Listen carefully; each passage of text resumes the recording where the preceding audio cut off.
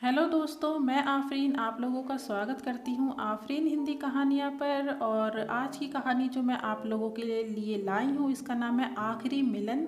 और ये कहानी मैंने खुद 2 साल पहले लिखी थी। प्लीज़ दोस्तों, कहानी सुनने के बाद ज़रूर कमेंट में बताइएगा कि कहानी आपको कैसी लगी। तो चलिए शुरू करते हैं। अच्छा, अगर तुम्हारी शादी किसी और से हो गई तो? इस सवाल के जवाब में उसने मुक्कों की बरसात मेरे सीने पर कर दी और कहने लगी, तुमने ऐसा बोला भी कैसे? और मैं ज़ोर से हंसता चला गया था। आकाश अभी अतीत की यादों में गुम था। तभी किसी ने उसके कंधे को ज़ोर से हिलाया।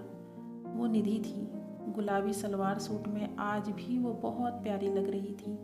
पैरों में पायल, माथे पे छोटी सी बिंदिया, कानों में झुमके, बिल्कुल मेरी निधि।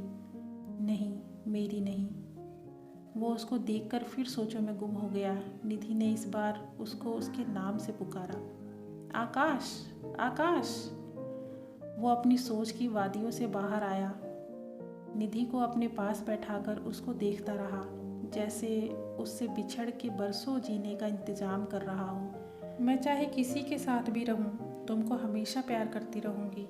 तुम मेरी पहली और आखिरी मोहब्बत हो। निधि ने उसके गले लग के रोते हुए कहा।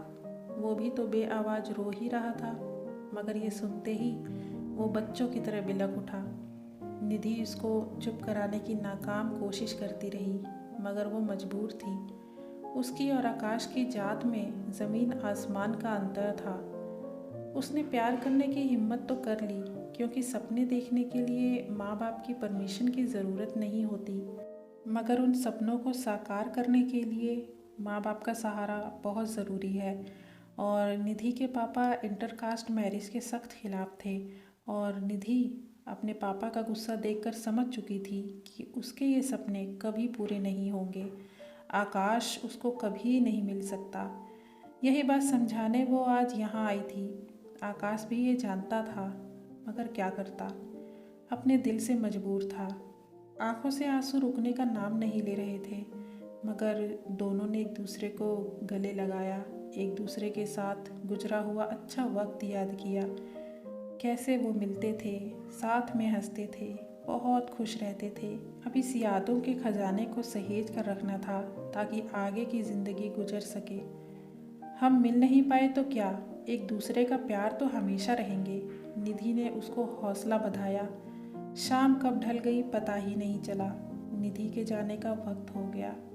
आकाश उसको कुछ देर और बैठने को बोलना चाहता था, मगर कितनी देर, पूरी जिंदगी तो नहीं रोक सकता था ना उसे। वो आखिरी बार उसके गले लगी और आंखों में आंसू लिए चली गई। आकाश उसको जाते हुए देखता रहा और यही सोचता रहा, काश ये आखिरी मिलन मौत तक ख़त्म ना होता। काश वो उम्र भर ऐसे ही उसके पास बैठी रहती, मगर वक्त का तो काम ही है गुजरते रहना।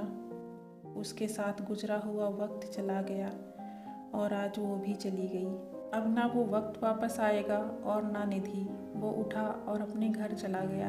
आखिरी मिलन ख़त्म हो चुका था, अब वहाँ रुक के करना भी क्या था।